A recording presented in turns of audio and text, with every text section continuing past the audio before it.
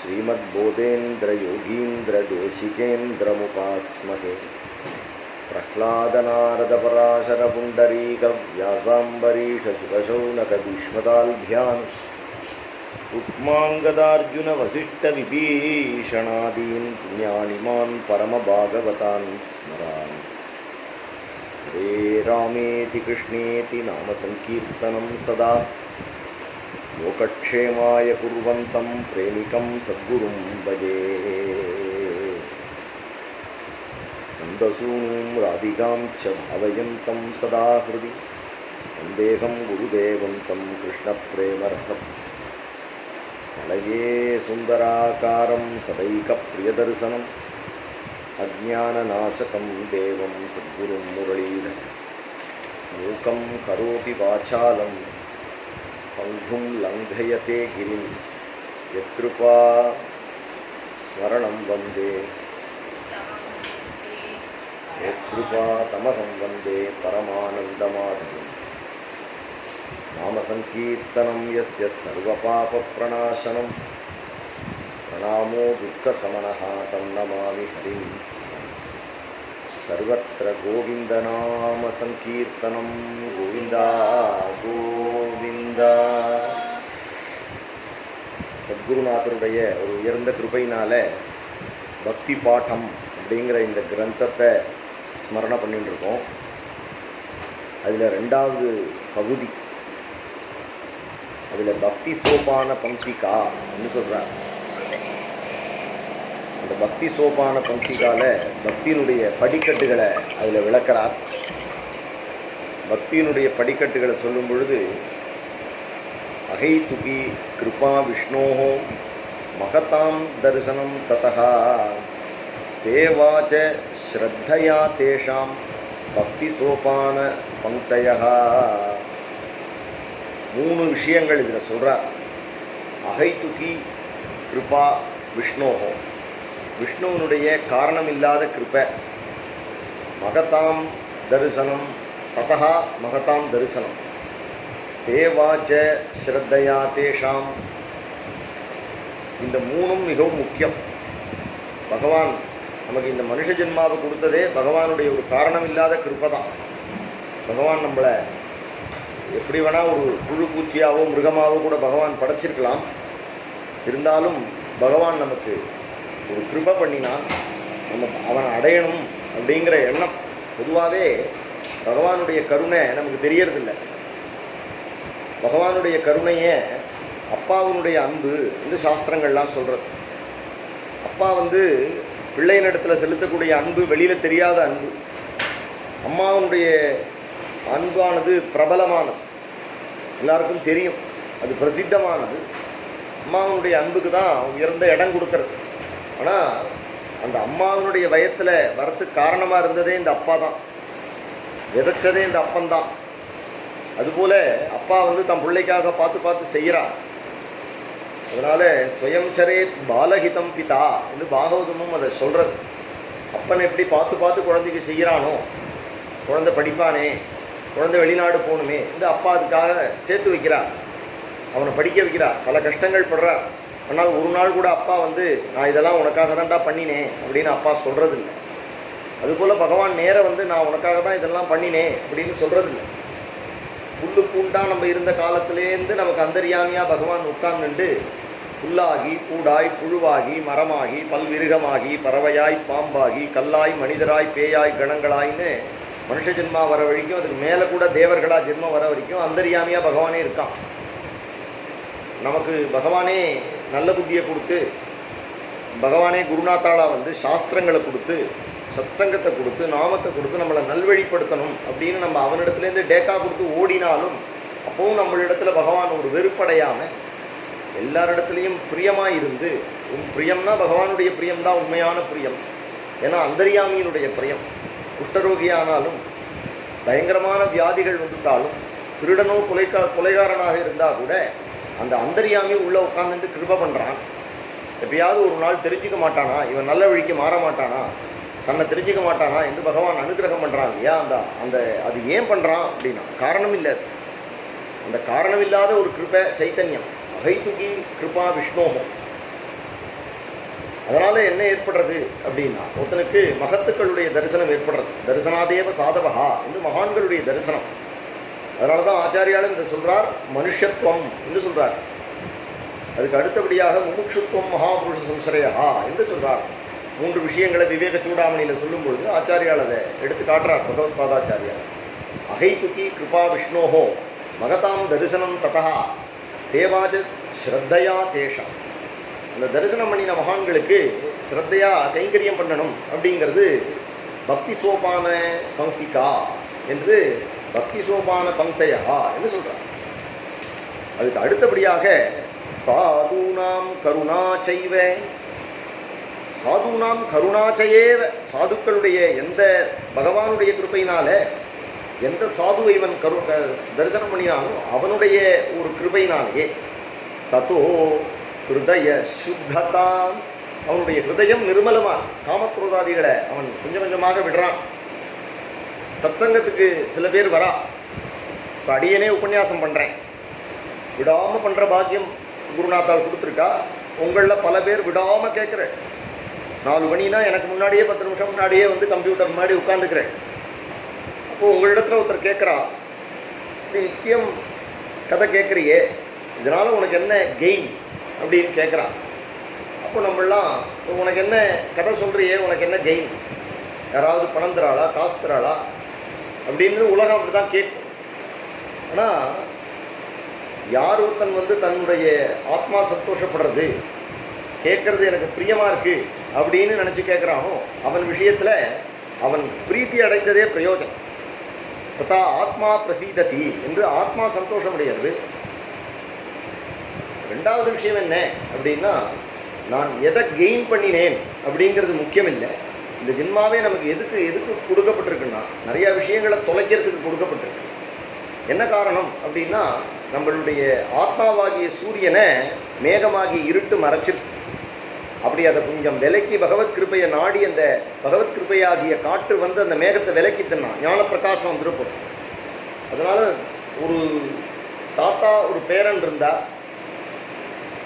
அந்த தாத்தா நித்தியம் பகவத்கீதை படிப்பார். பகவத்கீதை படித்து அழுவார், கண்ணீர் விடுவார். அவருக்கு சம்ஸ்கிருத அறிவெல்லாம் கிடையாது. சில சமயங்களில் யாராவது மகான்கள் வந்தால் அவள் பண்ணுற உபன்யாசத்தில் போய் உட்கார்ந்துட்டு கண்ணீர் விட்டுட்டு வருவார். பேரனையும் கூட அழிச்சுன்னு போவார்.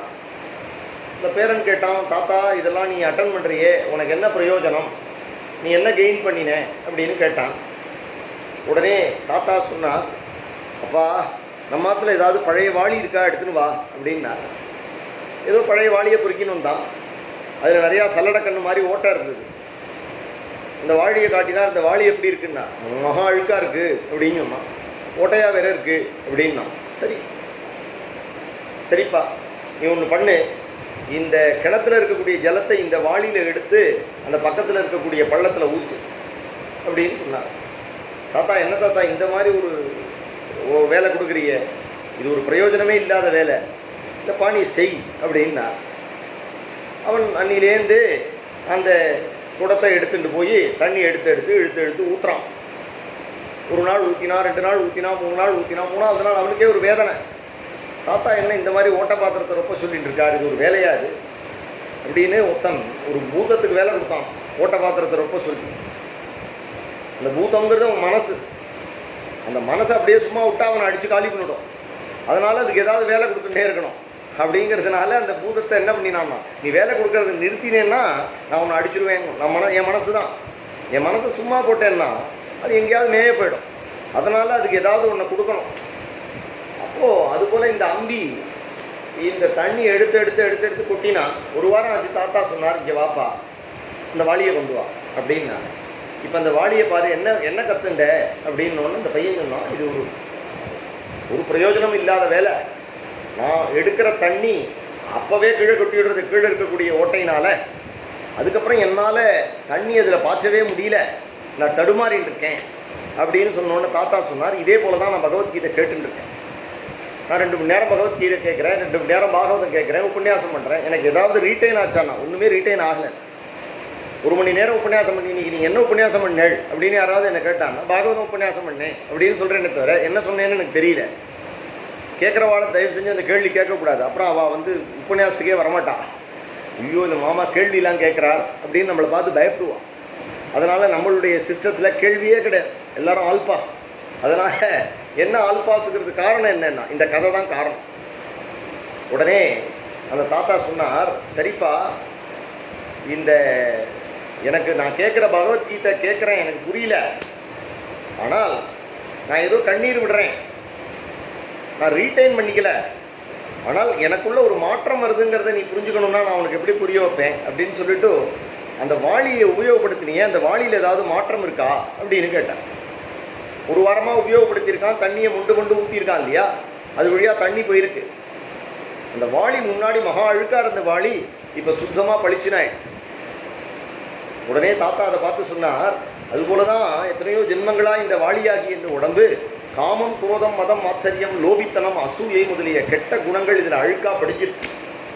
இதனுடைய காது, கண்ணு, வாய் வழியாக கிருஷ்ணஸ்வரூபத்தை உள்ளே அனுப்பும் பொழுது அது என்னுடைய காமம் குறையிறது, என்னுடைய குரோதம் குறையிறது, என்னுடைய மதம் குறையிறது, என்னுடைய லோபித்தனம் குறையிறது, என்னுடைய அசூயை குறையிறது, என்னுடைய மோகம் குறையிறது. இதெல்லாம் நான் கொஞ்சம் கொஞ்சமாக இழக்கிறேன் சத் சங்கத்தில். ஸோ அதனால் நான் வந்து சம்பாதிச்சுக்கிறதுக்கு வரல, நான் இழக்கிறேன். எத்தனையோ ஜென்மாக்களாக பண்ணி வாங்கின கர்மாவை நான் இழந்து பகவானுடைய சரணத்தில் எனக்கு பகவானிடத்தில் அர்ப்பணிக்கிறதுக்கு ஒன்றும் கிடையாது. அபச்சார சகசிரமே மனோ வாக்காய கல்பிதம் என்று பகவான் சொன்னான்.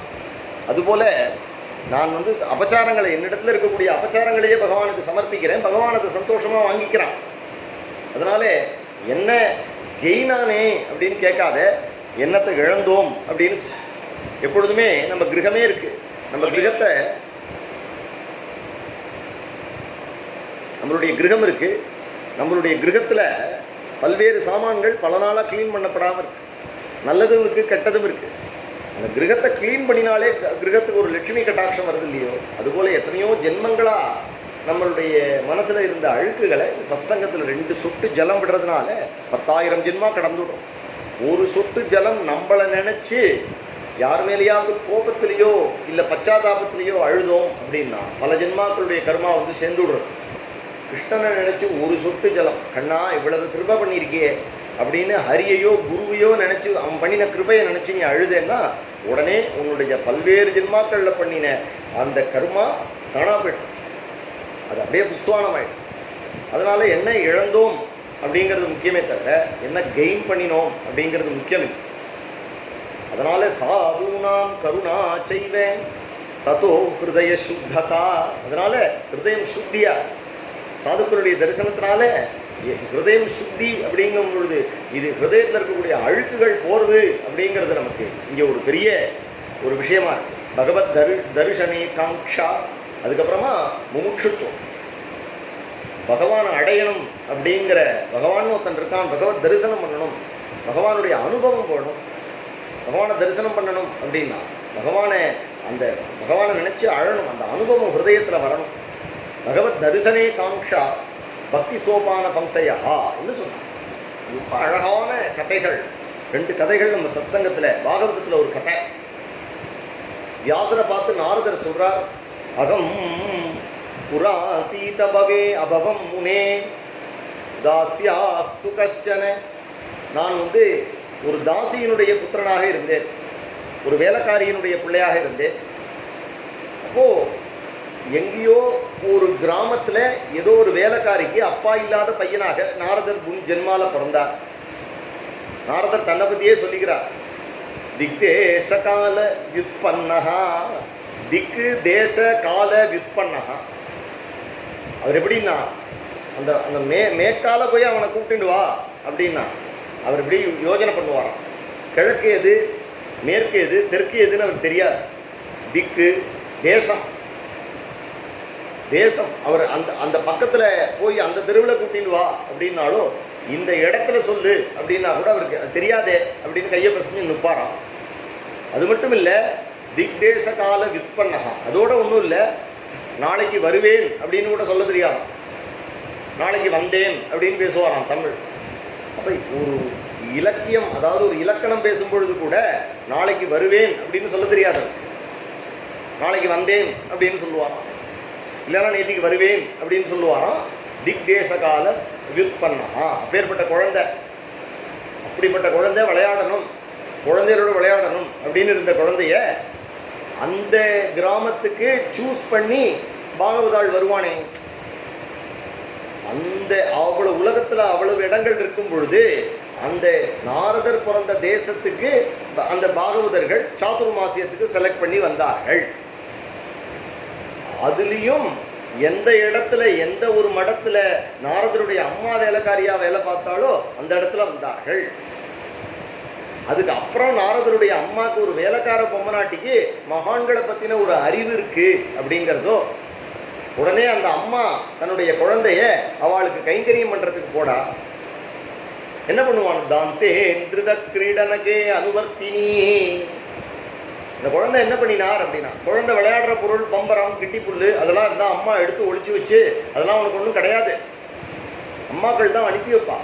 போ அங்கே போய் குருநாதர் இருக்கார், அவர் கைங்கரியம் பண்ணு, அவர் சன்னதியில் கை கட்டின்னு நில்லு, அவர் ஏதாவது அதை எடுத்து கொடும்பார், அந்த படத்துக்கு மாலை போடும்பார், அதை பண்ணு.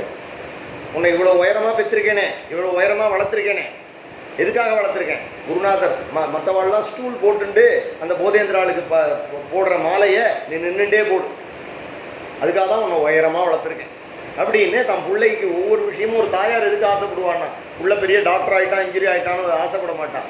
எதுக்கு ஆசைப்படுவா அப்படின்னா, மகான்கள் இடத்துல கைங்கரியம் பண்ணுறான், மகத்துக்கள் இடத்துல அவனுக்கு பக்தி இருக்கு அப்படிங்கிற விஷயத்துக்கு தான் தாயார்கள்லாம் சந்தோஷப்படுது. அதனால அவன் அம்மா என்ன பண்ணினான்னா, இந்த குழந்தைய மிரட்டி உருட்டி, அம்பி நீ வந்து அங்கே போய், அப்படியே போனாலும் அந்த குழந்தை அங்கே போய் படுத்துன்னு தூங்கி போயிடும். அதனால சொல்றார், அகம் புராதீதா, முன்னாடி அபவேபவம், அந்த இடத்துல நான் வந்து ஒரு வேலைக்காரியினுடைய ஒரு குழந்தையா இருந்தேன். எங்கள் அம்மா வந்து என்னுடைய கிராமத்துக்கு அந்த மகான்கள்லாம் வந்தார்கள், பிரம்மவித்துகள்லாம் வந்தார்கள். இது வந்து பகவானுடைய கிருபை இல்லையா? அரியனுடைய காரணம் இல்லாத கிருபைனால் அல்லவோ இது போல பாக்கியம் எனக்கு ஏற்பட்டது. இல்லைன்னா நான் அவளை பார்த்துருக்கவே மாட்டேனே. நான் அவளை பார்த்துருக்கவே மாட்டேன்னா நான் வேலைக்காரிய பையனாவே என் லைஃப் முடிச்சிருப்பேன், நான் நாரதராகவே ஆயிருக்க முடியாது. அது மட்டும் இல்லை, எங்கள் அம்மா வந்து என்னை மிரட்டி உருட்டி தாந்தேந்திரத கிரீடனகே அனுவர்த்தினி என்று எங்கள் அம்மா என்னை எப்படிலாம் என்னை டிசிப்ளின் பண்ணி அவளிடத்துல ஒப்படைச்சா. நான் அப்போ கூட எனக்கு எங்கள் அம்மா வேலைக்கு போயிடுவோம், எங்கள் அம்மா சொல்லியிருக்கா, அவள் ஏதாவது வேலை சொன்னால் செய்டா குழந்தை, அவளுடைய முகத்தையே பார்த்துட்டுருன்னு எங்கள் அம்மா சொல்லி கொடுத்தா. நான் உட்காந்துன்னு அவளையே பார்த்துட்டுருக்கேன், அவள் படிக்கிறதையே பார்த்துட்டு இருந்தேன், அவள் உபன்யாசம் பண்ணுறதையே பார்த்துட்டு இருந்தேன். முதல்ல எனக்கு ஒன்றும் புரியல. சில சமயங்களில் நான் அங்கேயே படுத்துன்னு தூங்கி போயிடுவேன், பசியினால் களைப்பினால் தூங்கி போயிடுவேன். எங்கள் அம்மா வேலை செய்கிறதுக்கு வந்துட்டு கடைசியில் எங்கள் அம்மாவுக்கு ஏதாவது மிச்சம் இருந்தால் கிடைக்கும். ஒரு நாள் நாங்கள் படுத்துன்னு தூங்குறத பார்த்துட்டு அந்த மகான்கள்லாம் என் மேலே என்ன பண்ணினானா, சக்ரு கிருபாம் யத்யபி துல்லிய தரிசனாக, என்னை பார்த்து அனுகிரகம் பண்ணினான். என்னை பார்த்துட்டு போகும்பொழுதே எல்லா சாதுக்களும் கையெலம்ப போகும்பொழுது என்னை பார்த்து ஒரு கட்டாட்சம் பண்ணிட்டு போனேன். இப்படி இந்த குழந்தை நம்ம இருக்கக்கூடிய இடத்துல இங்கேயே கிடக்க, இது வந்து அம்மாவையும் விரும்பலை, அப்பாவையும் விரும்பலை, நண்பர்களையும் விரும்பலை. அப்போ இந்த குழந்தைக்கு ஏதாவது ஒரு அனுகிரகம் பண்ணணும் என்று நினைத்து அவள் கட்டாட்சம் பண்ணுறதே அனுகிரகம் தானே. அவர்கள் சக்ரு கிருபாம் யத் யபி துல்லிய தரிசனாக, பரமார்த்த தரிசிகளான சமதரிசிகளான மகான்கள், சர்வத்திர வாசுதேவ தரிசனம் பண்ணக்கூடியவரான துல்லிய தரிசிகளான மகான்கள் என்னை கட்டாட்சம் பண்ணினார்கள். உடனே தாங்கள் சாப்பிட்டுட்டு மிச்சம் இருந்ததை எங்களிடத்துல எங்கள் அம்மாவின் இடத்துல கொடுத்து, நீ உன் குழந்தைக்கு கொடுமா என்று கொடுத்தார்கள். உச்சிஷ்டலேவான் அனுமோதிதோத்விஜைஹி சகிருத்ஸ்ம புஞ்சே ததபாஸ்த கில்பிஷா. ஒரு தடவை தான் சாப்பிட்டேன், ஆனால் அபாஸ்த கில்பிஷா. அப்புறம் ஏவம் பிரவருத்த சேதசா, என்னுடைய சுத்தம் என்னாச்சுன்னா, என்னுடைய சுத்தம் கிளீன் ஆயிடும். தத்தர்ம ஏவ ஆத்மருச்சி பிரஜாயத்தே, எனக்கு பகவான் இடத்துல பக்தி ஏற்பட்டது, இந்த மகனியர்களுடைய சரணத்தில் எனக்கு பக்தி ஏற்பட்டது. இது பெரிய கிருபை இல்லையா? அப்போ இதில் இந்த கிரமத்தை பார்த்துன்னு வந்தால், அகைத்துகி கிருபா விஷ்ணோகோ, விஷ்ணுவனுடைய காரணமில்லாத கிருபையினாலேயே அந்த மகான்கள் எங்களுடைய கிராமத்துக்கு வரவழைக்கப்பட்டார்கள். எங்களுடைய கிராமத்துக்கு வந்து நாங்கள் இருந்த இடத்துல தங்கி எங்கள் அம்மா அவர்களை தெரிஞ்சுட்டு என்ன அவர்களுடைய பணிவிடைக்கு எங்கள் அம்மா எங்களை ஏற்படுத்தினாலே, அந்த ஒரு பாக்கியம் விஷ்ணுவனுடைய அனுகிரகத்தினால தானே எனக்கு கிடச்சிது. அந்த அனுகிரகமோ பிரச்சன்னமாக இருக்குது, பிரகாசமாக தெரியல. ஆனால் பின்னாடி பலனை அடையும் பொழுது விஷ்ணுதான் இதை சங்கல்பிச்சிருக்கான் அப்படிங்கிறது தெரியறது. அகைத்துகி கிருபா விஷ்ணோகோ, மகதாம் தரிசனம் ததா, அதுக்கு அடுத்ததுனால எங்களுக்கு மகான்களுடைய தரிசனம் கிடைச்சது. சேவாச்ச ஸ்ரத்தையா தேஷாம், எனக்கு அவர்களிடத்துல ஸ்ரத்தையா நான் கைங்கரியம் பண்ணுறதுக்கு எங்கள் அம்மாவே உறுதுணையாக இருந்தா. அப்பப்போ என்னை உருட்டி மிரட்டி இங்கே தூங்கக்கூடாது, இங்கே முழிச்சுட்டு இருக்கணும், அவர்களுடைய திருமுக மண்டலத்தையே பார்த்துட்டு இருக்கணும், அவர்கள் வாயால் சொல்ல மாட்டார்கள் கண்ணால் பேசுவார்கள் என்று எங்கள் அம்மா தான் எதெல்லாம் செய்வளோ அதெல்லாம் எங்கள் அம்மா தான் செய்ய முடியாததுனால, விதவையாக இருக்கிறதுனால, மகத்துக்களுக்கு முன்னாடி வர முடியாததுனால எங்கள் அம்மா என்னை கொண்டு செய்வித்தாள். அதனால் தேஷாம் ஸ்ரத்தையா சேவாச்சே, அவர்களுக்கு நான் அப்படி ஒரு பணிவிட பண்ணினேன். அதுக்கப்புறம் என்ன ஆச்சு அப்படின்னா, சாதுனாம் கருணா ஏவ, அந்த சாதுக்கள் என்னிடத்துல கிருப பண்ணினார்கள். சக்ருஹு கிருபாம் யத்யபி துல்லிய தரிசனாகா என்று நாரதரே சொல்றார். தத்த ஹிருதய சுத்ததா, என்னுடைய ஹிருதயம் சுத்தியாச்சு. ஹிருதயம் சுத்தியாச்சுங்கிறது எப்படி தெரிஞ்சதுன்னா, எனக்கு தத்தர்ம ஏவ ஆத்ம ருச்சி பிரஜாயத்தே, எனக்கு கிருஷ்ண பக்தி ஏற்பட்டது. எனக்கு அவர்களை போல கோபிச்சந்திரன் விட்டுக்கணும், எனக்கு அவர்களை போல சுத்தமாக இருக்கணும் என்றும், எனக்கு அவர்களை போல ஒரு பாஷை பேசணும் என்றும் எனக்கு யோக்கியதை உண்டா என்னன்னு நான் நினைக்கல. ஆனால் அவர்களிடத்துல எனக்கு ஒரு பெரிய மதிப்பு ஏற்பட்டது. அவர்களை போல அந்த கிரந்தங்களை படிக்கணும், அதில் உள்ள விஷயங்களை புரிஞ்சுக்கணும் என்று நினச்சி நான் அங்கேயே இருந்தேன். எனக்கு அந்த சித்த சுத்தி ஏற்பட்டதுன்னு எனக்கு எப்படி தெரிஞ்சதுன்னா, முதல்ல அவர்கள் ஏதோ ஒரு சம்ஸ்கிருத பாஷையில் பேசினான்னு நினச்சேன். கடைசியில் என்னால் என்னுடைய வாழ்க்கைக்கு அதை என்னால் ரிலேட் பண்ண முடிஞ்சது. ஏன்னா எனக்கு கிழக்க போனால் மேற்க போவேன், நாளைக்கு வந்தேன் அப்படின்னு சொல்லுவேன். அப்படி எனக்கு சம்ஸ்கிருதமும் தெரியாது, தமிழும் தெரியாது, பாஷை எதுவும் தெரியாமல் இருந்தேன், படிக்கலை, கைங்கரியம் பண்ணினேன். எனக்கு அவா ஏதோ உயர்ந்த விஷயங்கள், ஆத்ம லாபத்தை, ஆத்மஸ்ரேயஸுக்கான விஷயங்களை பேசுகிறா அப்படிங்கிறது எனக்கு தெரியாது. ஆனால் கொஞ்சம் கொஞ்சமாக அவள் கிருஷ்ணனை பற்றி சொல்ல சொல்ல அந்த விஷயங்களை எனக்கு புரிய ஆரம்பிச்சிடுச்சு, என்னுடைய ஹிருதயத்தில் புரிய ஆரம்பிச்சுடுச்சு. என்ன காரணம் அப்படின்னா, எனக்கு பக்தியில் அதிகாரம் வந்துடுச்சு. அதனால தத ஹிருதய சுத்ததா, என்னுடைய ஹிருதயம் சுத்தமானதை நான் உணர்ந்தேன். உடனே எனக்கு என்னாச்சு அப்படின்னா, பகவானுடைய கிருபை இன்னும் வேலை செய்யுது, மகத்துகளுடைய கிருபை வேலை செய்யுது. அந்த மகான்கள் அந்த தேசத்தை விட்டு அவர்கள் கிளம்பும் பொழுது, அந்த மழை காலம் முடிஞ்சு அவர்கள் சாத்துர்மாசியம் முடிஞ்சு என்னுடைய கிராமத்தை விட்டு கிளம்பும் பொழுது, நான் அவர்களை விட்டு பிரியமில்ல மனமில்லாமல் அவருடைய திருவடியை பற்றி அழுதேன்.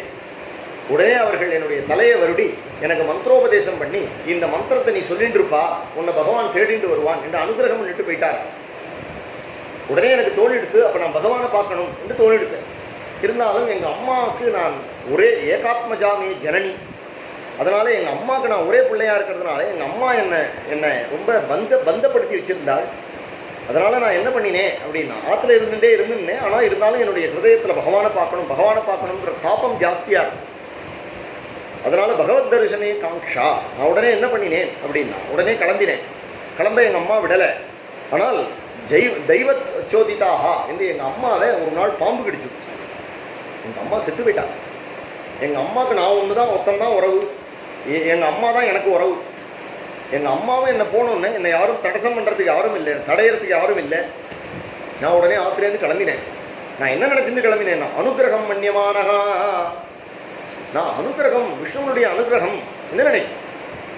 அம்மா நல்ல கதியை அடைஞ்சு விட்டாள், இனிமேல் எனக்கு இருந்த ஒரு பந்தமும் போயிடுத்து என்று என்னுடைய பந்தத்தையும் அந்த பகவானே வெட்டி விட்டுட்டான். அது பகவானுடைய ஒரு கிருபை. அதனால் நான் அங்கேருந்து கிளம்பி பல்வேறு நாடு நகரங்களை, மலைகளை, வனங்களை கடந்து நான் ஒரு பிப்பல விருட்சத்தினுடைய அடியில் உட்கார்ந்துட்டு நீரை மாத்திரம் சாப்பிட்டு பகவானை தியானம் பண்ணிட்டு இருந்தேன். பகவான் கொஞ்சம் கொஞ்சமாக சனை ஹரிஹி என்று என்னுடைய ஹிருதயத்தில் பகவான் உள்ள நுழைஞ்சான். எனக்கு தரிசனம் தர தொடங்கினான். பகவானுடைய தரிசனம் ஒரு சட்டுன்னு ஒரு மின்னல் போல எனக்கு கிடச்சிது. உடனே அந்த தரிசனம் எனக்கு மறைஞ்சு போயிடுச்சு. நான் உடனே பகவானை நினச்சி எவ்வளவோ முயற்சி பண்ணி பகவான் நினச்சி அழுதேன். பகவான் என் மேலே உள்ள கிருபையினால் பகவான் என்னை பார்த்து சொன்னான், உனக்கு இந்த ஜென்மால அஸ்மின் ஜென்மணி, எனக்கு இந்த ஜென்மால உனக்கு என்னுடைய தரிசனம் கிடையாது. மாம் திரஷ்டு மருகசி, காரணம் என்னன்னா அவிபக்வஷாயானாம் துர்தர்சோகம் குயோகினாம் என்று பகவான் சொல்லிட்டு போயிட்டான். நீ அடுத்த ஜென்மால நீ நாம ஜபம் பண்ணி என்னை நீ அடைவாய் என்று சொன்னான். நான் அதனால் கொஞ்ச நாள் என்னுடைய சரீரம் விழற வரைக்கும் நான் காடு மலை மேடு பள்ளங்கள் எல்லாம் நான் பகவானுடைய நாமங்களை நாமானி அனந்தசிய யசோங்கிதானி என்று நான் ஹதத்ரபகா என்று நான் வெட்கத்தை விட்டு நான் பாடிண்டு கதஸ்பிருகா என்று என்னுடைய ஆசைகள் எல்லாம் விட்டு விமதஹா என்னுடைய நான்ற இந்த சரீரத்தில் எண்ணம் இல்லாமல் காலம் பிரதீக்ஷன்னு இந்த பாஞ்சபௌதிகமான சரீரம் விழறதுக்கான காலத்தை எதிர்பார்த்துட்டு நான் லோகத்தில் சஞ்சாரம் பண்ணிட்டேனே. அப்போது அந்த என்னுடைய காலமானது எனக்கு எழுத்தா மாதிரி வந்தது. தடி சௌதாமணியதா என்று ஒரு மின்னல் போல வந்தது. என்னுடைய பாஞ்சபௌதிகமான சரீரம் விழுந்தது. நான் மரீச்சியாதி பிரஜாபதிகளோடு சேர்ந்து பிரம்மாவுக்குள்ளே போனேன். மறுபடியும் பிரம்மாவுடைய ஹிருதயத்திலேருந்து நான் மானசபுத்திரனாக வந்தேன்.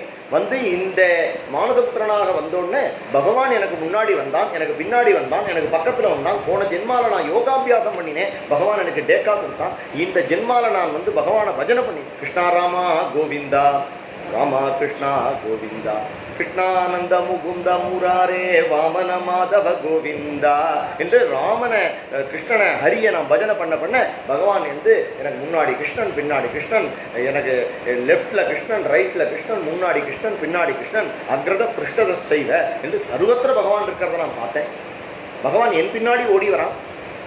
என்னடா கிருஷ்ணா அப்படின்னு கேட்டேன். போன ஜென்மால நீ வந்து யோகாபியாசம் பண்ணின, அதனால உன் போக்குக்கு நான் விட்டுட்டேன், உனக்கு நான் கிடைக்கல. இந்த ஜென்மால நீ பஜனை பண்ற, அதனால அனுபிருஜாமி உன்னை நான் தொடர்ந்துன்னு இருக்கேன் என்று பகவான் எனக்கு முன்னாடி வந்து எனக்கு தேவதத்தாம் இமாம் வீணாம் ஸ்வரபிரம்ம விபூஷிதாம் எனக்கு தன் கையால் வீணையும் கொடுத்துட்டு போயிட்டான். அதனால 3 லோகத்திலையும் நான் சஞ்சாரம் பண்ணிட்டு இருக்கேன் என்று இந்த 6 பக்தி சோபான பங்கையா என்று இந்த 6 நாரதருடைய ஒரு வாழ்க்கையில் அழகாக நாரத சரித்திரத்தில் பொருந்துறது. விஷ்ணோ மகைதுகி கிருபாம் தத மகதாம் தரிசனம் தேஷாம் ஸ்ரத்தையா சேவாச்சே சாதுனாம் கருணா செய்வ சாதுக்களுடைய கருணையினாலேயே தத ஹிருதய சுத்ததா ஹிருதயம் சுத்தியாகுது. பகவத் தரிசனே காங்ஷா பகவானுடைய தரிசன ஆசை ஏற்பட்டு அந்த பகவத் தரிசனத்துக்கான எல்லா விதமான தடங்கல்களையும் பகவானே உடைத்து பகவானே உனக்கு கூட இருந்து உனக்கு தரிசனமும் பண்ணி வைக்கிறான். அப்படிங்கிற இந்த 6ம் நாரதருடைய வாழ்க்கை. ஸ்ரீராமாயணத்தில் ஒரு கதை சொல்கிறார், சபரிமோட்சம் என்று ஒரு கதை சொல்கிறார். ராமர் சீதா பிராட்டியை தேடிட்டு போகும்பொழுது கபந்தன் அப்படிங்கிற ஒரு அசுரன் அவன் ஸ்ரீ ராமச்சந்திர பிரபுவினாலே வதம் செய்யப்பட்டான். அவன் கிளம்பி போனான். அவன் தனு அப்படிங்கிற ஒரு கந்தர்வன் அவன் கிளம்பி போயிட்டான். அவன் கிளம்பி போகும்போது சொல்லிட்டு போனான், நீ வந்து சபரியை தரிசனம் பண்ணிட்டு போப்பா, நீ சபரிக்கு அனுகிரகம் பண்ணிட்டு போ என்று. நீ சுக்ரீவனை பார்க்க போகும்பொழுது அங்கே சபரின்னு ஒரு ஸ்ரமணி இருக்கா, ஒரு சிறந்த குரு பக்தர் இருக்கா, அவளை போய் நீ அனுகிரகம் பண்ணிட்டு போ என்று சொன்னார். இப்போ பகவான் அவளை தேடிட்டு வரார். அந்த சபரியினுடைய வாழ்க்கை ஆச்சரியமானது. ஒரு நாகரிகம் இல்லாதவள், சபரர்கள் அப்படிங்கிற ஒரு கூட்டத்தை சேர்ந்தவள். உடுத்திக்கணும், பல்லு தேய்க்கணும், குளிக்கணும் அப்படிங்கிற சாதாரண நாகரிகம் கூட இல்லாமல் காட்டு மிராண்டியை போல வாழ்ந்துட்டு இருந்தால் தான் ஒரு பெண் அப்படிங்கிறது அவளுக்கு தெரியுமே தவிர மற்ற எந்த விதமான விசேஷமான ஒரு நாகரிகமும் அவளுக்கு தெரியாது. அவள் இப்படி பல்வேறு காடு வனங்களில் சுற்றின்னு இருந்தால் பசிச்சதுன்னா சாப்பிடுவோம், நீர்நிலைகள் எங்கே இருக்கோ ரொம்ப வேர்த்ததுன்னா எங்கேயோ தொப்புன்னு குதிப்போம், காக்காலாம் குளிக்கிற மாதிரி குளிப்போம், அப்படியே வருவோம். கேட்டால் மாடு உடுத்திக்கிறதா ஆடு உடுத்திக்கிறதா அப்படிங்கிற ஒரு லஜ்ஜை கூட அவளுக்கு கிடையாது. இப்படி சுற்றின்னு இருந்தா எங்கேயாவது பசிச்சதுன்னா ஏதோ ஒரு முயலையோ மானையோ பட்டுன்னு அடிப்போ வேக வைப்போம், அப்படியே சாப்பிடுவோம், பச்சை மாம்சத்தை சாப்பிட்டுட்டு போயிடுவோம். இப்படிதான் அவளுடைய லைஃப் ஓடின்னு இருந்தது. இதுக்கு மேலே ஒரு லைஃப் இருக்குன்னே அவளுக்கு தெரியாது. அப்படி இருக்கும் பொழுது அவளை அறியாமல் எங்கே வரா அப்படின்னா அந்த ரிஷ்யமூக்க பருவதத்தில் இருக்கக்கூடிய அந்த பம்பா தீரத்தில் இருக்கக்கூடிய அந்த மதங்கர் அப்படிங்கிற ஒரு ரிஷியினுடைய ஆசிரமத்துக்கு வரா. அந்த ரிஷியினுடைய ஆசிரமத்துக்கு வரும்பொழுது அங்கே இருக்கக்கூடிய ஒரு விஷயங்களை பார்க்கும்பொழுது அவளுக்கு மனசில் ஒரு நிர்மலமான எண்ணம் ஏற்படுறது. அவளை அறியாமல் அந்த இடத்துக்கு வந்தோன்னா மனசில் ஒரு மாற்றம் வருது. என்ன மாற்றம் வருது அப்படின்னா அங்கே இருக்கக்கூடிய உலகத்தில் விரோதமான விஷயங்கள்லாம் அங்கே எல்லாம் நட்புணர்வோடு இருக்கிறத பார்க்குறா. ஒரு பாம்பும் கீரியும் பிரேமையாக இருக்குது, அதுபோல் ஒரு மானும் ஒரு புலியும் பிரேமையோடு இருக்குது, அதுபோல் ஒரு நாயும் பூனையும் பாசமாக இருக்குது. இதெல்லாம் பார்க்குறா. ஒரு பாம்பு ஒரு தவளை பிரசவிக்கிறது, ஒரு பாம்பு அதுக்கு கொடை பிடிச்சிருக்கு வெய்யல் படாமல். இதெல்லாம் பார்க்குறா. இது ஆச்சாரியால் கவனிச்சார்னு சரித்திரம். சிருங்ககிரிங்கிற இடத்துல ஆசிரமம் நிர்மாணம் பண்ணுறதுக்காக தேடிட்டு வரும்பொழுது இப்போ சிருங்கேரிங்கிற இடத்துல ஒரு தவளை பிரசவிக்க அந்த தவளைக்கு ஒரு பெரிய கிருஷ்ண சர்ப்பம் கொடை பிடிச்சிருக்கு. அந்த ஒரு அதீதமான லோகாதீதமான ஒரு பிரேமையை பார்த்தார். இங்கே தான் தபசு பண்ணணும், இங்கே தான் ஒரு ஆசிரமம் அமைக்கணும் என்று அங்கேயே இருந்துட்டார் ஆச்சாரியர் அப்படின்னு சொல்லுவார். அப்போது ரிஷிகள் இருக்கிற இடத்துல பிரேமம் உண்டா, பரஸ்பரம் பிராணிகளுக்குள்ள விரோதமான பிராணிகளுக்குள்ள கூட பிரேமம் உண்டாகும் என்று சொல்றேன். எதுக்காக நான் சொல்றேன் அப்படின்னா, பெருமாள் பாம்புல படுத்துட்டு இருக்கார், கருடனை வாகனமா வச்சிருக்கார். 2 பேரையும் தனியா விட்டா வெட்டி செத்துருவான். ஆனால் அவரிடத்துல இருக்கும் பொழுது அவாவாளுடைய டியூட்டியை பண்ணிட்டு இருக்கா. அதுபோல மகத்துக்களுடைய சன்னிதானத்துல யாருக்கும் தன்னுடைய சுபாவம் மறந்து போயிடும் அப்படிங்கிறதுனால ஒரு ஆச்சரியத்தை பார்க்கறான். அவளால் இது நம்ப முடியல.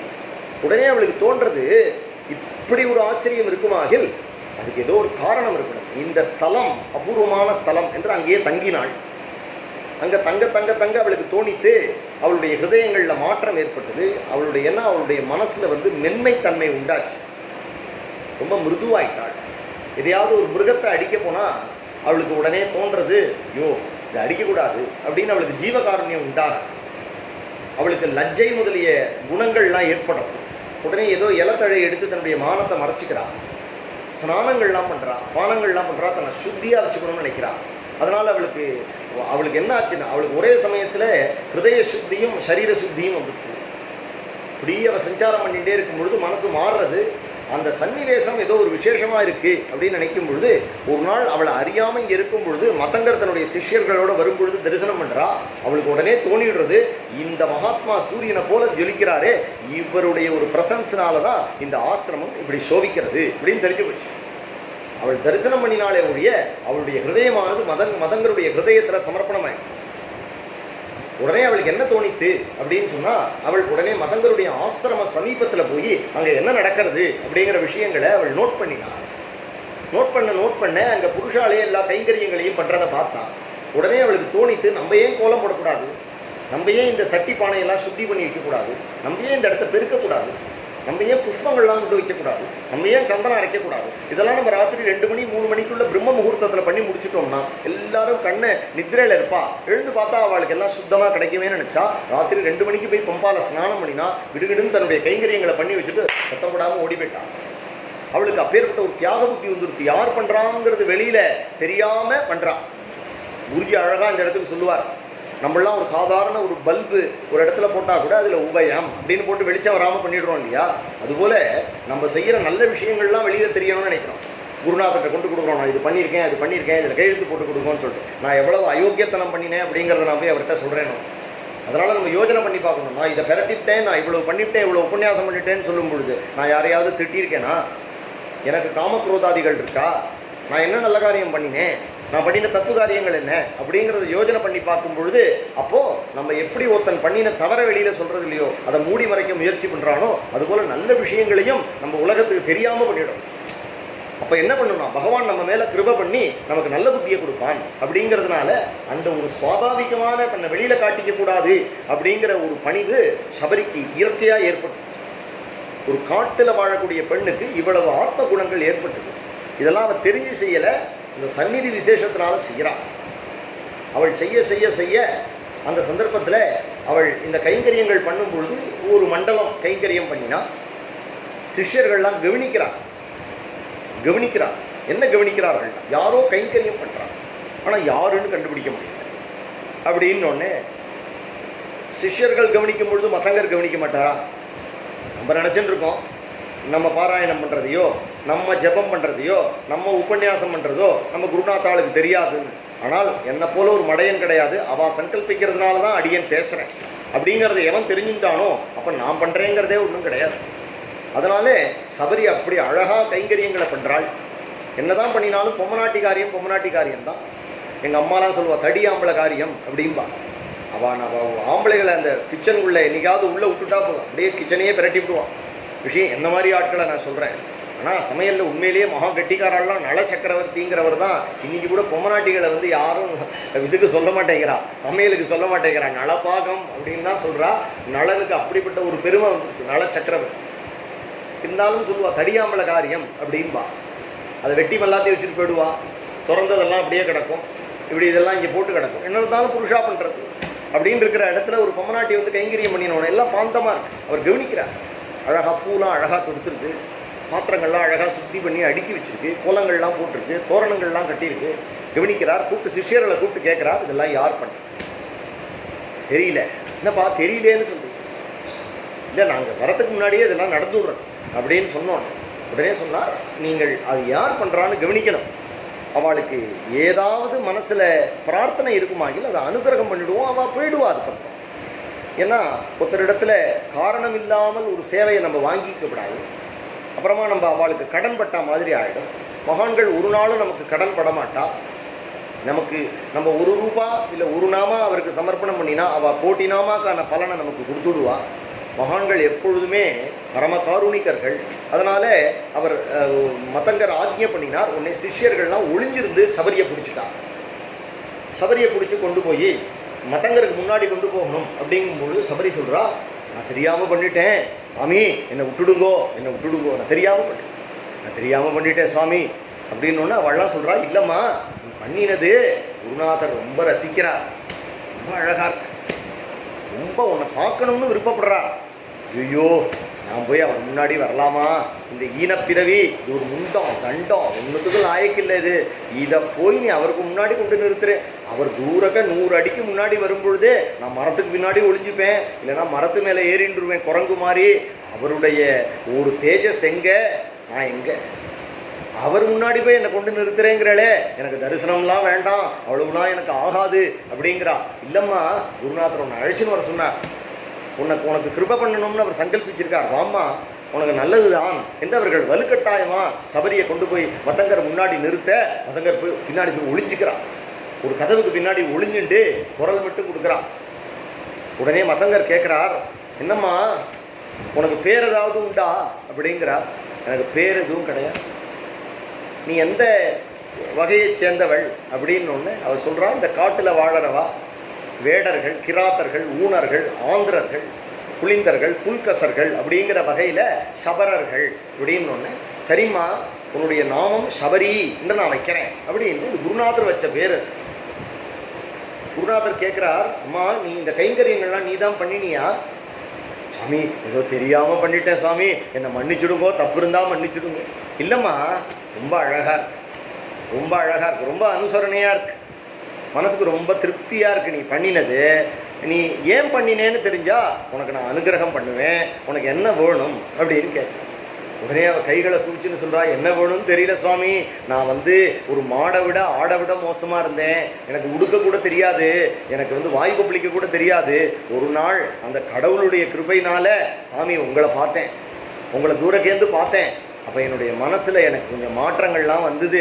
எனக்கும் உங்களுடைய திருவடியிலேயே உங்களை பார்த்துட்டே இப்படி இருக்கணும்னு தோணித்து, உங்களுக்கு கைங்கரியம் பண்ணணும்னு தோணித்து, அதனால் நான் பண்ணிட்டேன், ஏதாவது தப்பு இருந்தால் என்னை மன்னிச்சுங்கோ அப்படின்னு அந்த ஜென்மம் கதறது.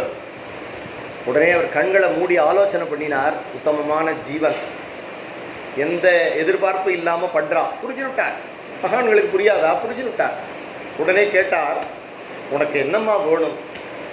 ஓப்பன் செக் கொடுக்குறார், உனக்கு என்ன வேணும், உனக்கு என்ன வேணும்? உடனே அவர் சொல்கிறா, சாமி எனக்கு ஒன்றும் தெரியாது, எனக்கு ஒன்றும் தெரியாது, எனக்கு உலக விஷயமும் தெரியாது, நல்லது கெட்டதும் தெரியாது, எனக்கு எப்படி வாய் கொப்பளிக்கணும், எப்படி உடுத்திக்கணும்னே தெரியாதுன்னு சொல்கிறேன். என்னிடத்துல போய் என்ன வேணும்னு கேட்குறேன். இது மந்த புத்தி, இன்னைக்கு ஒன்று கேட்கும், நாளைக்கு ஒன்று கேட்கும். அதுபோல் குழந்தைக்கு என்ன வேணுங்கிறத குழந்தைகிட்டயா கேட்பா, அம்மா தானே பார்த்து முடிவு பண்ணணும். அதுபோல் எனக்கு எது நல்லதோ அதை நீங்களே செய்யுங்க சாமி அப்படின்னு சொல்லிவிட்டா. உடனே மதங்கர் கண்ணீர் விட்டார். உலகத்தில் எல்லாரும் எனக்கு இது வேணும், அதுதான் வேணும் அப்படின்னு கேட்கக்கூடிய இந்த உலகத்தில் எனக்கு எது நல்லதோ அதை சொல்லுங்கள் அப்படின்னு ஒரு ஜீவன் கேட்கறதே, இது உத்தம ஜீவன் அல்லவா என்று குருநாதருடைய ஹிருதயத்தில் சபரிக்கு ஒரு தனியான இடம் கொடுத்துட்டார். என்ன காரணம் அப்படின்னா, எல்லாம் குருநாதன் விழுந்துட்டா.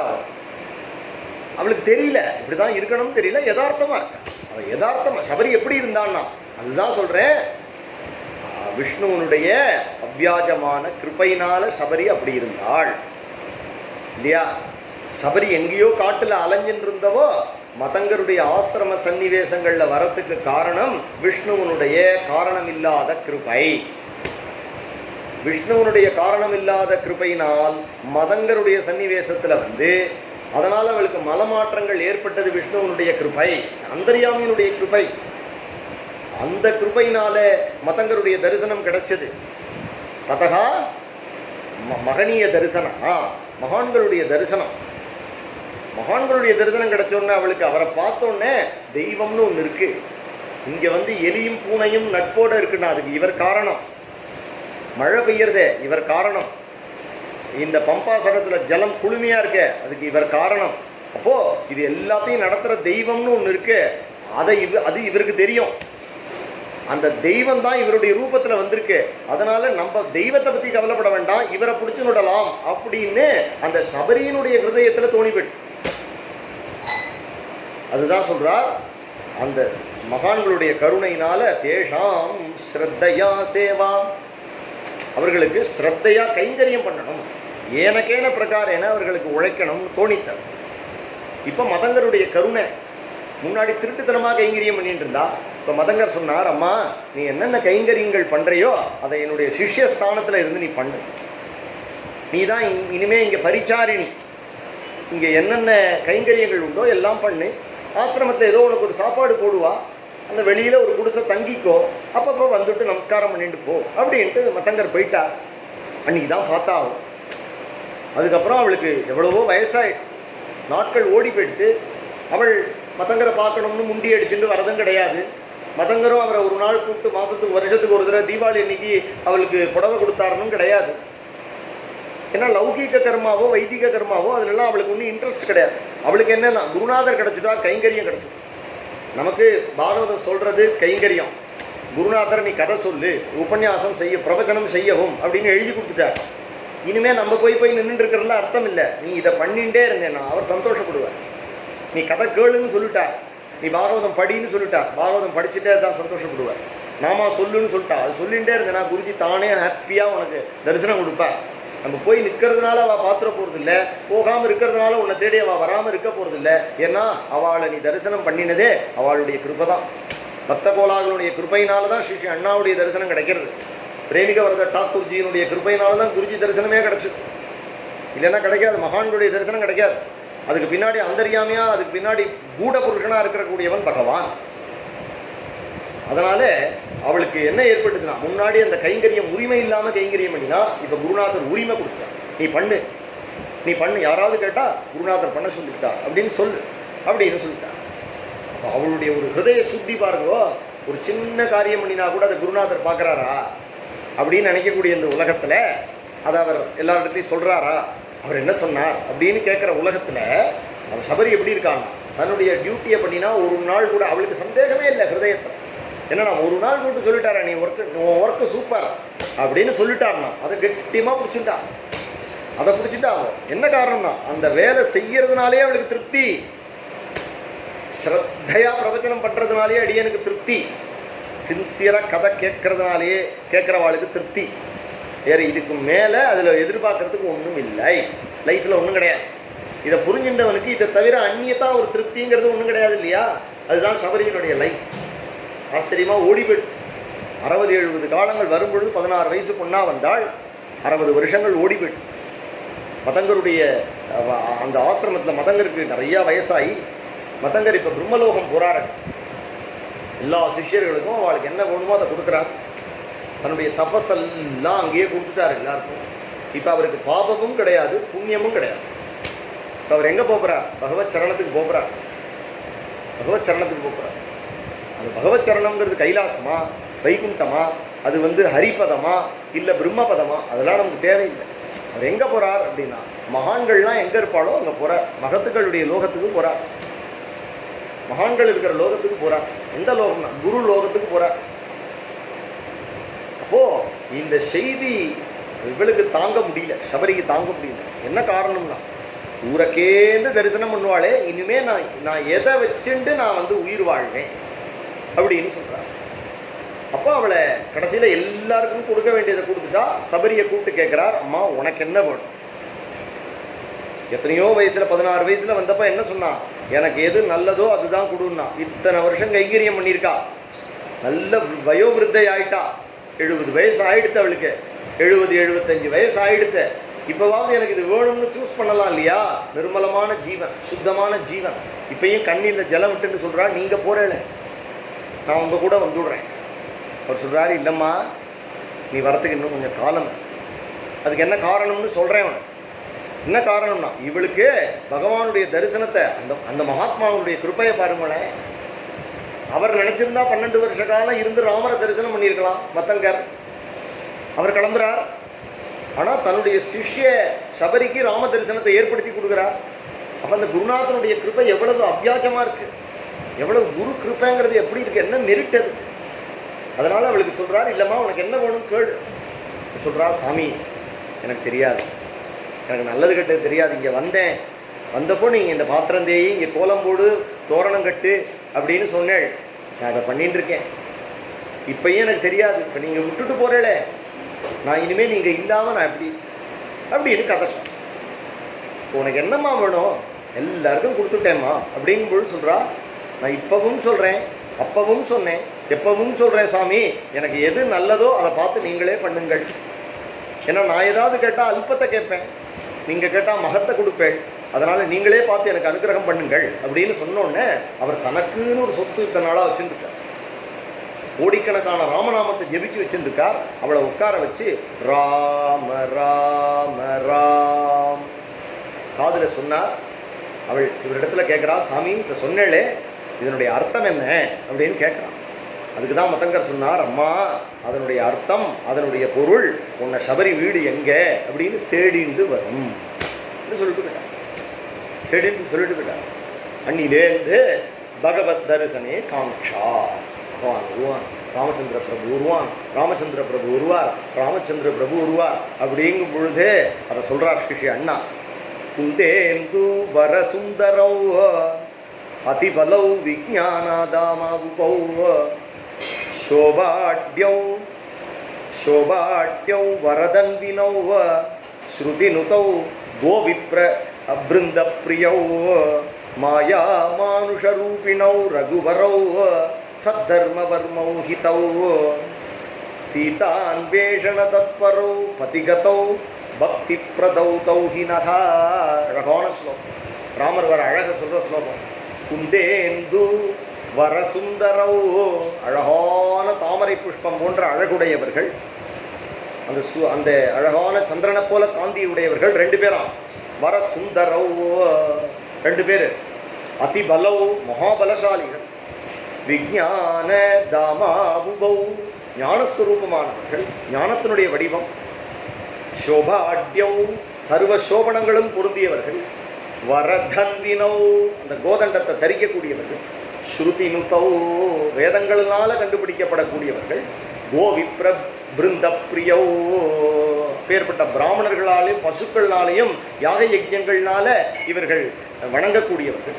மாயா மானுஷ ரூபிணௌ மனிதர்களைப் போல வேடதாரிகளாக வரக்கூடியவர்கள். ரகுவரோ ரகுவம்சத்தில் வரக்கூடியவர்கள்.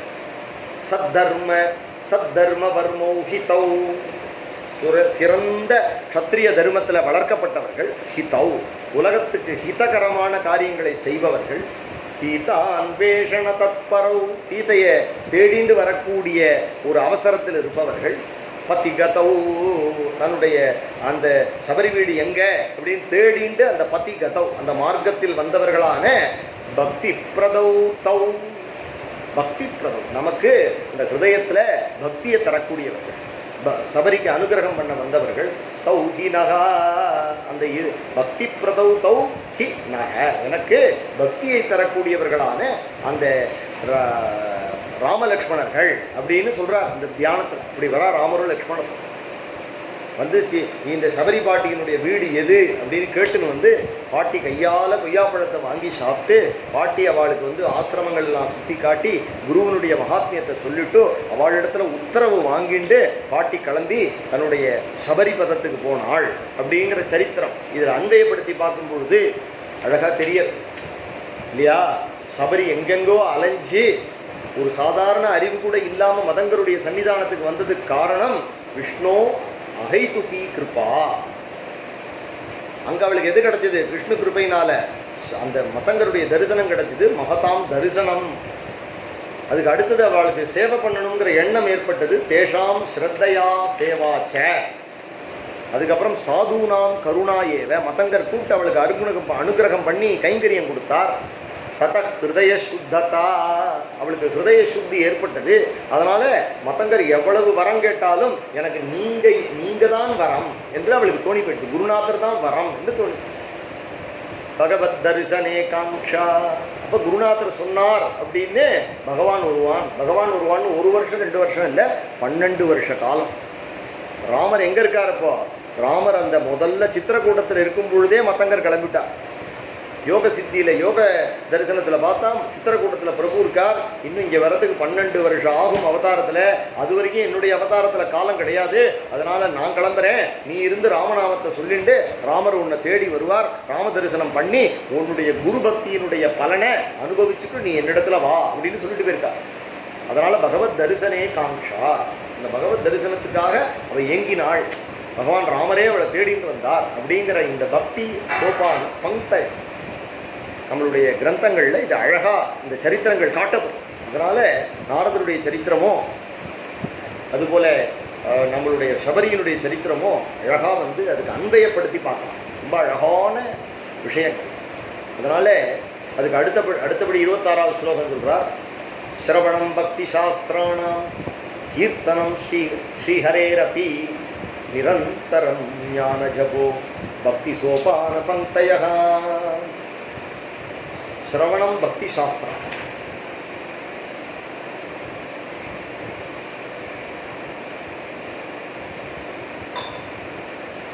பக்தி சாஸ்திரங்கள் அப்படிங்கிறது பாகவதம் ராமாயணம்.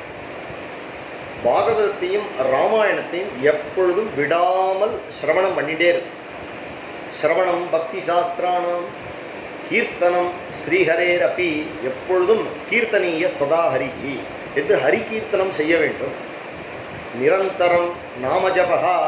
எப்பொழுதும் ஹரே ராம ராம ராம ஹரே ஹரே, ஹரே கிருஷ்ண கிருஷ்ண கிருஷ்ண ஹரே ஹரே அப்படிங்கிற நாமம். இது பக்தி சோபான பங்கய. அதுக்கப்புறம் ரூபஸ்ய ஸ்மரணம் சௌரேஹே மகதாம் பாதசேவனம். அதனால் சிரவணம் பக்தி சாஸ்திரானாம் கீர்த்தனம் ஸ்ரீ ஹரேரபி நிரந்தரம் நாமஜபா பக்தி சோபான பங்கயா. அதுக்கு அடுத்து சொல்கிறார் ரூபஸ்ய ஸ்மரணம் சௌரேகே. ஸ்ரீ ஹரியினுடைய சௌரேகேன்னா சூரசேன மகாராஜாவுடைய பேரனாக இருக்கிறதுனால கிருஷ்ணனுக்கு சௌரின்னு பேர். அதனால தான் இங்கே திருக்கண்ணபுரத்துலேயும் பெருமாளுக்கு சௌரிராஜ பெருமாள் என்று பெயர். அதனால் ரூபஸ்ய ஸ்மரணம் சௌரேகே. சூரனாக இருக்கிறதுனால சௌரி. ரூபஸ்ய ஸ்மரணம் சௌரேகே மகதாம் பாதசேவனம் அர்ச்சனம் வந்தனம் செய்வ பக்தி சோபான பங்கயா. ஆச்சாரியாலும் இந்த நிகாவா சொல்றார். எதை சொல்றார் அப்படின்னா கேயம் கீதா நாமசகஸ்ரம். நீ எதை பாடணும் அப்படின்னா கேயம் கீதா நாமசகஸ்ரம். எதை தியானம் பண்ணணும்னா தேயம் ஸ்ரீபதி ரூபம் அஜஸ்ரம். பகவான் ஸ்ரீமன் நாராயணனுடைய ரூபத்தை சங்கச்சக்கர கதாதாரியாக இருக்கக்கூடிய ரூபத்தை விடாமல் தியானம் பண்ணி என்று சொல்கிறார். அதனால் இந்த இடத்துல அர்ச்சனம் வந்தனம் செய்வ. அர்ச்சனம் பண்ண வேண்டியது, வந்தனம் செய்வ நமஸ்காரம் பண்ண வேண்டியது. பக்தி சோபான பங்கயா. அர்ச்சனை பண்ண வேண்டியது வந்தனம் பண்ண வேண்டியதுன்னா மகான்கள் அர்ச்சனை பண்ணும்பொழுது அந்த இடத்துல இருந்தால் போதும். வந்தனம் செய்வ. இப்போ இருக்கிறதே உயர்ந்த வந்தனம் சாதுக்களுடைய வந்தனம். பக்தி சோபான பங்கயா சொல்றாங்க. தைன்யேன தாஸ்யம் சாதுனாம் சர்வத்திர சமதரிசனம் சக்கியம் சாது சமாஜேபி பக்தி சோபான பங்கயா. தைன்யேன தாஸ்யம் சாதுனாம் என்று சொல்றாங்க. ஒரு தீனனாக இருந்து அமானினா மானதேன இல்லையா, திருநாதபி சுனீச்சேன என்றெல்லாம் சொல்கிறார் இல்லையா. தைன்யேன. தைன்யம்னா என்னன்னா நான் அடியேன் ராமானுஜ தாசன் அப்படிங்கிற எண்ணத்தோட நான் நாயினும் கடையன் என்னையும் இப்புவியில் ஒரு பொருளாக்கி வைத்தான். வஸ்துதாம் உபயாதோகம் யாமுனேயம் நமாமியகம் என்று சொல்கிறார் ஸ்ரீராமானுஜன். தைன்யேன தாஸ்யம் சாதுனா. வணங்கி வணங்கி வணங்கி அவர்களுக்கு கைங்கரியம் பண்ணணும். அவர்களுக்கு கைங்கரியம் பண்ணணும். தைன்யேன தாஸ்யம் சாதுனாம் சர்வத்திர சமதரிசனம். தாசியம் சாதுக்களுக்கு தரிசனம் பண்ணுறது அப்படிங்கும் பொழுது சைவத்தில் அப்பர் பெருமான் அப்படிங்கிற மகாத்மாவனுடைய சரித்திரம் தான் எனக்கு ஞாபகம். கைங்கரியம் அப்படின்னா உழவாரப்பணி என்று சொல்லுவார்கள். தேவாரத்தில் திருமுறைகளில் உழவாரப்பணின்னு வரும். அப்பர் சுவாமிகளுடைய சொரூபம் ஒரு ஆச்சரியமான சொரூபம். ஒரு மொட்டை தலை, கழுத்தில் ஒரு ருத்ராட்ச மணி மாலை, ஒரு கோவணம், இடுப்பில் ஒரு துண்டு கட்டின்னு இருப்பார், கையில் ஒரு கூடை, ஒரு கோடாலி வச்சுட்டு இருப்பார். ஒவ்வொரு க்ஷேத்திரமாக போய் அங்கே சிவன் கோயிலில் இருக்கக்கூடிய புல்லெல்லாம் செத்துவார், குளத்தெல்லாம் தூர்வாருவார், அங்கே கோவிலில் ஒட்டடை அடிப்பார், சுண்ணாம்பு அடிப்பார், உழவார பணி செய்வார். உழைச்சிட்டு கோவிலை சுத்தம் பண்ணுவார், பெருக்கி துடைப்பார், பெருக்கி துடைச்சிட்டு அங்கேயே படுத்துட்டு இருப்பார். அந்த கோவிலில் ஏதாவது உண்டை கட்டி கொடுத்தா அதை இப்படி வாங்கி சாப்பிடுவார். அந்த திருக்குளத்தில் போய் இப்படி கையை அலம்புவார். அவருக்குன்னு ஒரு திருவோடு கூட கிடையாது.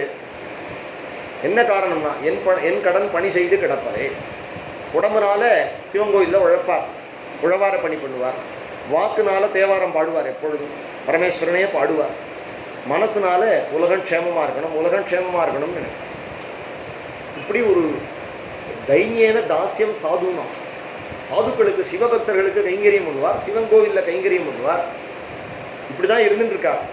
ஆனால் இவருக்கு ஏதாவது இந்த கைங்கரியத்துக்கு ஏதாவது பலன் உண்டோ, பலன் எதிர்பார்க்கிறாரோ என்ன நினைச்சு சிவபெருமான் என்ன பண்ணினார் அப்படின்னா, இவருக்கு என்னதான் வேணும் அப்படின்னு நினைக்கிறார். இப்போ உண்மையான பக்திங்கிறது எதையும் எதிர்பார்க்காது அப்படிங்கிறத நம்ம சொன்னோம். எதையுமே அது எதிர்பார்த்து செய்யறது பக்தி இல்லை.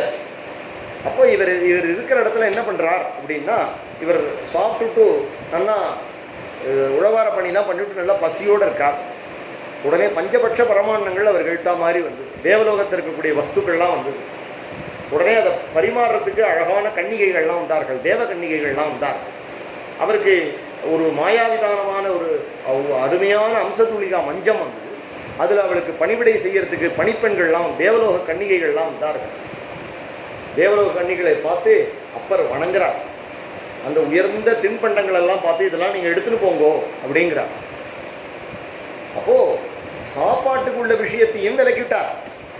சரி, இவ்வளவு உழைச்சிருக்காரே, நல்ல ருச்சியாக பஞ்சபட்ச பரமான்னம் சாப்பிடக்கூடாதுன்னா விலக்கிவிட்டார். சிவன் கோயிலில் போடுற அந்த பட்ட சாதத்தை இப்படி அதுக்கு பிளேட்டு கூட கிடையாது, திருவோடு கூட கிடையாது, கையில் வச்சுட்டு இப்படி 3 கவளம் சாப்பிட்டுட்டு என்ன கிடைக்கிறதோ சாப்பிட்டுட்டு அந்த சிவன் கோயில் குளத்தில் கையை அலம்பிட்டு படுத்துக்கிறார். கையை வச்சுட்டு படுத்துக்கிறார். சரி, இவ்வளவு உழைச்சிருக்காரே, இவருக்கு ஹம்சதூளிகா மஞ்சம் கொடுப்போம் அப்படின்னு அதுவும் வேண்டாம். பணிப்பெண்கள்லாம் வரா, சொல்ல நானே சிவபெருமானுக்கும் உமாதேவிக்கும் பணி செய்கிறவன், எனக்கு போய் ஒரு வேலைக்காரனுக்கு ஒரு வேலைக்காரனா அப்படின்னு அவர்களை விளக்குறார். சரி, இவர் உணவு தான் விரும்பலை, தனக்கு பணிவிடை செய்யறதுக்கு தான் வாழ் விரும்பலை, ஒருவேளை இவருக்கு பணத்தில் ஒரு கருத்து இருக்குமோ அப்படின்னு ஆகாசத்துலேருந்து பொன்னும் மணியும் விழ செய்கிறார். அப்போ சிவன் கோயிலை பெருக்கின்னு இருக்கார். வாறுகோல் வச்சு பெருக்கின்னு இருக்கும் பொழுது அந்த தொடப்பத்தினால அப்படியே அந்த பொன்னும் மணியும் ஒதுக்கி அதை அப்படியே வெளியில் கொண்டு போடுறார். திருப்புகலூருங்கிற க்ஷேத்திரம், திருப்புகலூரில் தான் அப்பர் சுவாமிகள் சமாதி சித்தியான ஊர். அங்கே தான் கடைசியாக கைங்கரியம் பண்ணிட்டு இருந்தார். ஆகாசத்துலேருந்து பொன்மனை பொழியறது எடுத்துக்கொண்டு கொட்டுறார். கவலையே படலை, எடுத்துக்கொண்டு அதையும் சேர்த்து குப்பையாக கொட்டுறார். சரி, இதையும் கொண்டு கொட்டிட்டாரே அப்படிங்கும் பொழுது இவருக்கு உயர்ந்த சாப்பாடும் தேவையில்லை, மஞ்சமும் தேவையில்லை, பெண்களும் பெண்டிரும் தேவையில்லை, பணமும் தேவையில்லை. பரமேஸ்வரன் எழுத்தாப்புல வந்துட்டார் ரிஷபாரூடனா. உனக்கு என்னதான்ப்பா வேணும், உனக்கு என்னதான் வேணும் திருநாவுக்கரசா, என்ன வேணும் அப்படின்னா அவர் சொன்னார், எனக்கு சிவமுக்தி வேணும், வேற எதுவும் வேண்டாம், எதுவும் வேண்டாம். புழுவாய் பிறக்கினும் புண்ணியா உன்னடியின் மனத்தே வழுவாதிருக்க உன்னை மறக்கப்படாது. ஜென்மனி உன்னுடைய பக்தி எனக்கு வேணும், வேற எதுவும் வேண்டாம்.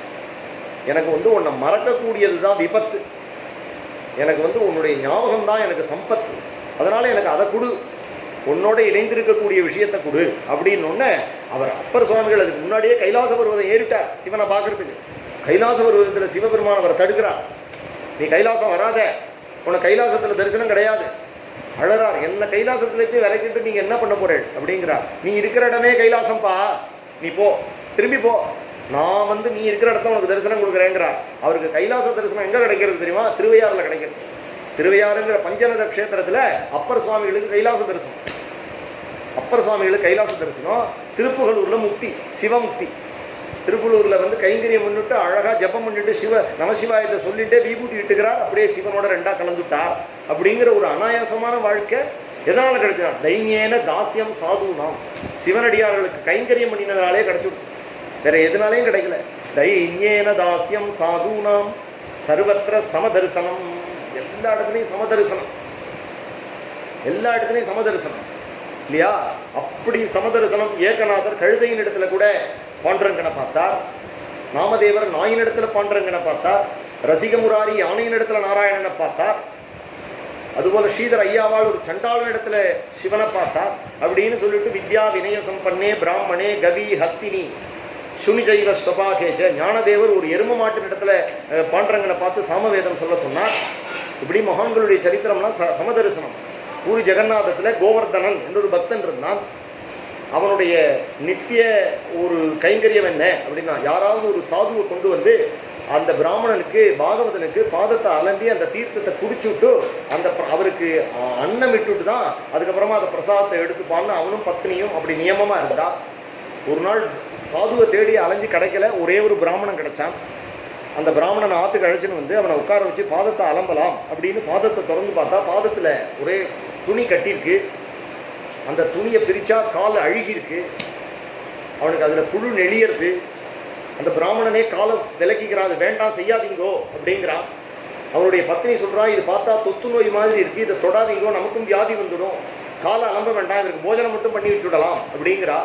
உடனே இந்த கோவர்தனன் சொல்கிறான், அடி அசடே, அந்த காலை பாரு, அந்த கட்ட விரலையும் அந்த பெரு விரலையும் பாரு, ரெண்டுத்தையும் அது குறைஞ்சிருக்கிறத பார்த்தா சாட்சாது நம்ம புருஷோத்தமான பூரி ஜெகநாதனுக்கு கால் இருக்கிற மாதிரியே இருக்குடி, அதனால வந்திருக்கிறது சாட்சாது ஜெகநாதன் அப்படின்னு சொல்லிட்டு அந்த அந்த காலை அலம்பி தாரோ ஜெகநாத தாரோகரே தாரு பர பிரம்ம தாரோகரே என்று அந்த பரபிரம்மம் அந்த ஜெகநாதா ஜெகநாதா ஜெகநாதான்னு சொல்லிட்டு அந்த தீர்த்தத்தை, அந்த காலை அலம்பின தீர்த்தத்தை தன்னுடைய இதில் ஜெகநாதா பூரி ஜெகநாதா புருஷோத்தமா அப்படின்னு எடுத்துட்டா அங்கே வந்த பிராமணன் இல்லை, சாட்சாது பூரி ஜெகநாதன் உட்காந்து காலில் விழுந்து கதறான். சமதரிசனம். என்னடா குஷ்டரோகியாக வந்தாலும் விட மாட்டேங்கிறியடா, உன்னுடைய சமதரிசனத்தை நான் என்ன சொல்லுவேன்? ஒரு அருவருக்க தகுந்த குஷ்டரோகியாக வந்தாலும் பாதத்தை நீ வந்து அலம்பி பிரக்ஷாலனம் பண்ணிக்கிறியே, உன்னுடைய பக்தி என்ன என்று பகவான் ஆலிங்கனம் பண்ணி அவனுக்கு அனுகிரகம் பண்ணினான் என்று சமதரிசனம், சர்வத்திர சமதரிசனம். அப்படி பக்தாள்லாம் முரட்டுத்தனமான ஒரு சமதரிசனத்தில் இருக்கார்கள். சக்கியம் சாது சமாஜேபி. சக்கியம் அப்படின்னா சக்கிய தர்மம். திருமங்கை மன்னன் திருநறையூர் நம்பி அப்படின்னு சொல்லக்கூடிய நாச்சியார் கோவில் பெருமாள் இடத்துல ஃப்ரெண்டாக இருந்தார். நாச்சியார் கோவில் பெருமாள் அவரை வர சொல்லி அவருக்கு சங்கச்சக்கர முத்திரையெல்லாம் பண்ணி வச்சார். திருமங்கை மன்னனுக்கு, திருமங்கை ஆழ்வார். சுந்தரமூர்த்தி நாயனாருக்கு திருவாரூரில் இருக்கக்கூடிய தியாகராஜா, நீ இங்கே வா, உனக்கு கல்யாணம் பண்ணி வைக்கிறேன்னு கூப்பிட்டார். சிதம்பரத்தில் வந்து கூப்பிட்டார். நீ ஏன் சிதம்பரத்தில் சுற்றின்னு கிடக்க, நீ வா நேர, நீ வந்து எங்கள் ஊருக்கு வந்துடும், திருவாரூருக்கு வரவும் அப்படின்னு கூப்பிட்டார். கூடவே நண்பராக இருந்தார் சுந்தரமூர்த்தி நாயனாருக்கு. சக்கிய பக்தி, அர்ச்சா விக்கிரகத்திலே சக்கியம் பண்ணினார். தொண்டைமான் சக்கரவர்த்தியின் இடத்துல சாட்சாது கோவிந்தன் வெங்கட்ரமண பெருமாள் அவ்வளோ ஒரு நட்போடு இருந்தால் தன்னுடைய சங்கு சக்கரம் ஆயுதங்கள் எல்லாம் கொடுத்து நீ அசுராளோட யுத்தம் பண்ணி உனக்கு ஜெயம் கிடைக்கும், உன்னை நான் காப்பாற்றுறேன்னு கொடுத்தார்.